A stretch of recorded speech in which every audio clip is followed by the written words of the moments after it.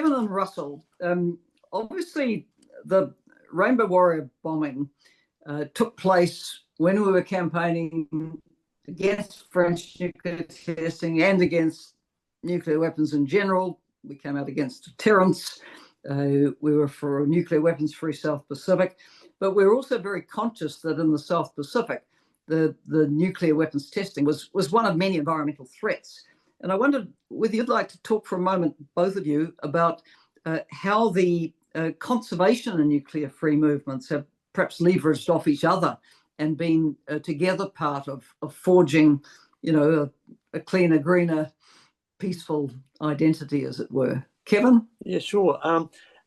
The conservation movement and the peace movement definitely intertwined, but I'd say actually all the movements. I mean, at the time there was the Vietnam War movement, the women's movement, the anti-apartheid, Springbok Tour. There was a whole pile of stuff going on in New Zealand. It was a point of a lot of social change going on, a generational change, a shift, and the movements reinforced and supported each other in all sorts of ways. And I can, when I think of the activism that people had learnt how to do things under the anti-Vietnam War, the women's movement, the forest movement, against the logging of the West Coast forests, the beach schemes, etc. There was a lot going on, and then of course the Springbok Tour of the 81. It meant that people were picking up on these issues, and they realised that it was about having to change the way we saw ourselves as a nation and what we wanted to have from our politics and from our government. And I think that's one of the things.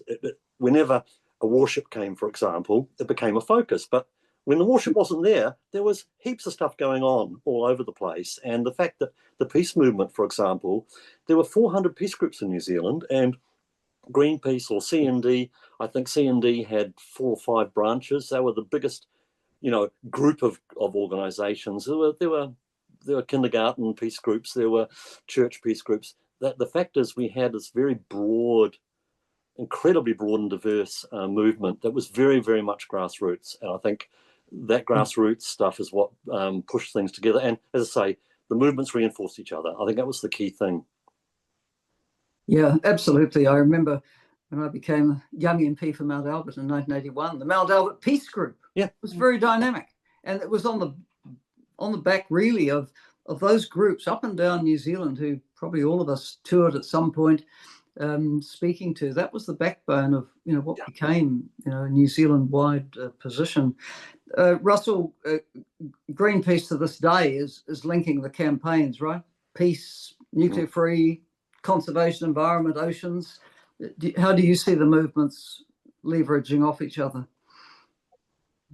Yeah, I mean, I think they are really linked. And I think it's a really good point, and which we should never forget, which is that it does really require civil society mobilization to underpin any kind of change, progressive change. And so sometimes I think people focus on what happens at the level of political parties or the state and state apparatus, but and that's all really important, and that's history. But without that civil society mobilisation, there's kind of no driving force really to push it through. So and if we're going to deal with something like climate change, which is like one of the contemporary existential issues that we're facing, as well as a renewed threat from nuclear weapons, it is going to require civil society pressure.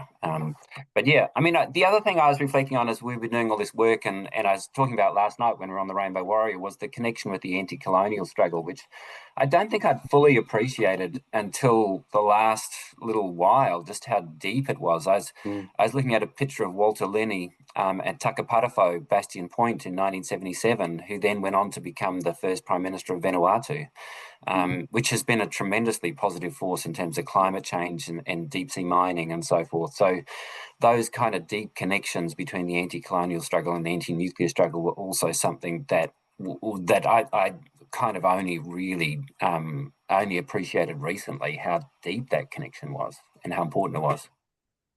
Absolutely. And, you remind us of Vanuatu, which was one of the later Pacific states to win its independence. And remember, they had the very complicated arrangement of the condominium, where both France and the United Kingdom had a foothold there. And it wasn't easy to get independence for the whole of Vanuatu. And Walter Lini was just such a principled and strong voice, and very strong on the nuclear free issue in the Pacific too. Last night we had a wonderful man from French Polynesia in one of the atolls affected by the Mururoa testing, speaking very eloquently. And of course, to this day, French Polynesia is a colony. Let's not forget this. But I absolutely agree. The role of civil society is so critical. Having been a decision maker, when you take a step out front, you like to know that there's people there who are going to say yes, yes, because plenty is going to say she's crazy or that's wrong. So you have to have civil society, backing progressive causes to take them forward.